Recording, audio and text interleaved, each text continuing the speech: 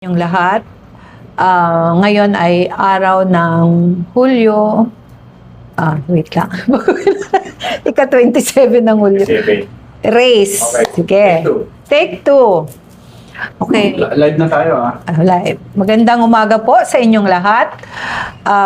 Ngayon ay ika-27 ng Hulyo.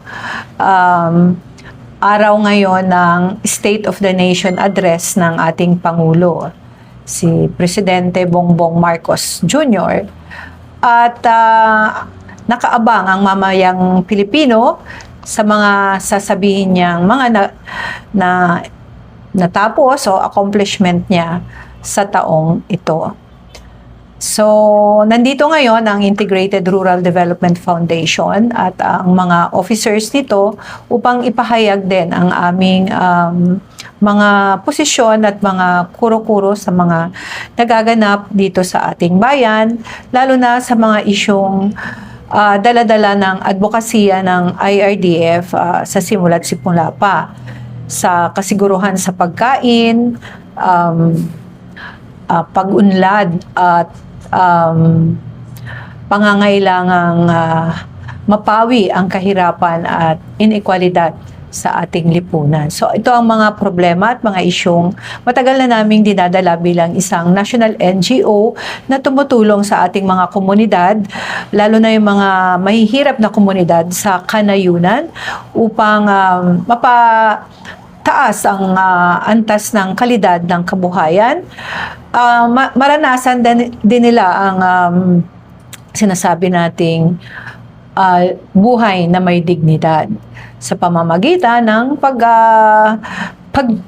pagkakaroon ng kita. Ang tawag namin po doon ay decent living income. Kita na magbubuhay, no, sa isang pamilya at makakamit ang disenteng pamumuhay at mga batayang pangangailangan nila.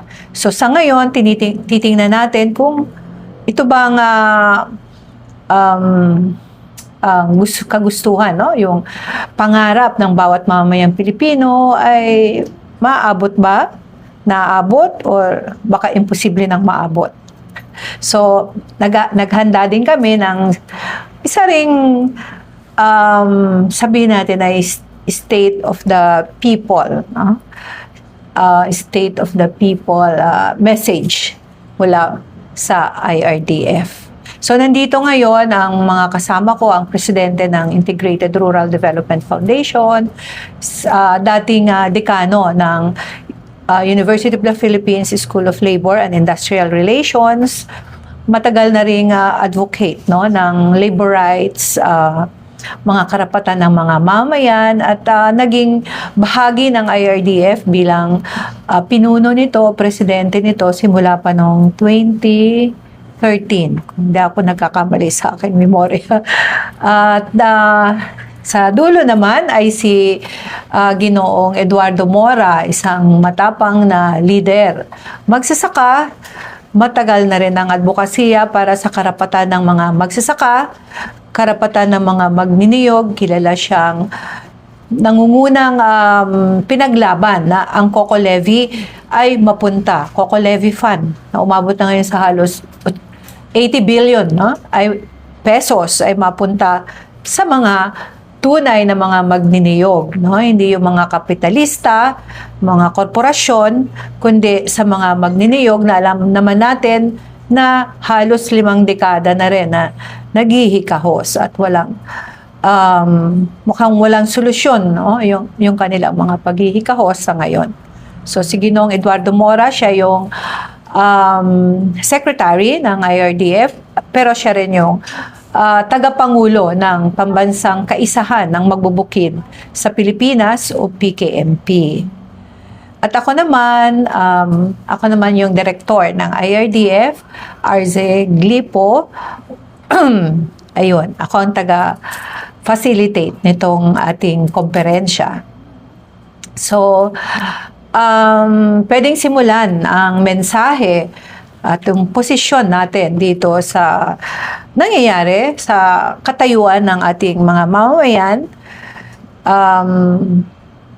at sa ilalim ng administrasyon ng Pangulong Bongbong Marcos Jr., nandito si Dean Rene of Reneo. Unahin natin si Kaed. Kalagayan ng magsasaka. Sige. Akala ko yung presidente. Kaya na po. Unahin natin yung magiting na tagapagtanggol ng mga karapatan ng mga magsasaka at manggagawang bukid sa Pilipinas na ngayon ay halos ganun pa rin ang sitwasyon. So, si Kaed Mora. Parang zona. Hindi, mensahe para maipabot natin sa Pangulo, ano ba mga kailangan pa nating pagtuunan ng pansin na kailangan, siguro na ilan na lang taon, isang taon na lang, 2 taon, no? 2 Less taon na than 2 lang, years. kailangang mahabol yung mga gagawin upang magkaroon ng significant na impact, no? Yung kamay ng gobyerno sa katayuan ng mga mamamayan. Siguro sa bahagi ng sektor ng magkasaka, dugtungan ko kaagad yung kamay ng gobyerno sa katayuan ng mga magkasaka. Ang lagi sinasabi ng magkasaka, ang pag-asa ng magkasaka, nasa kamay nga ng gobyerno. Kasi kami ay bahagi ng gobyerno na namumuno ay mga tulad ng Pangulo, kanyang gabinete, titira ng kabuhayan, agrikultura sa magkasaka. July 4, 2022, nung unang manungkulan, si Secretary Estrella, kasama ito si Pangulong Marcos, na unang sinabi ni Estrella no pagkasalin tungkulin at andun ako, pag pumunta ang mga magkasaka sa kanyang tanggapan, nandun din ang Pangulo, ay agad na resolbahin ang usapin ng reforma sa lupa at tatapusin ang reformang ito sa panungkulan nitong Pangulong Marcos. Yun yung sinabi niya. Pangalawa, nagkaisa kami mga magkasaka sa isang koalisyon.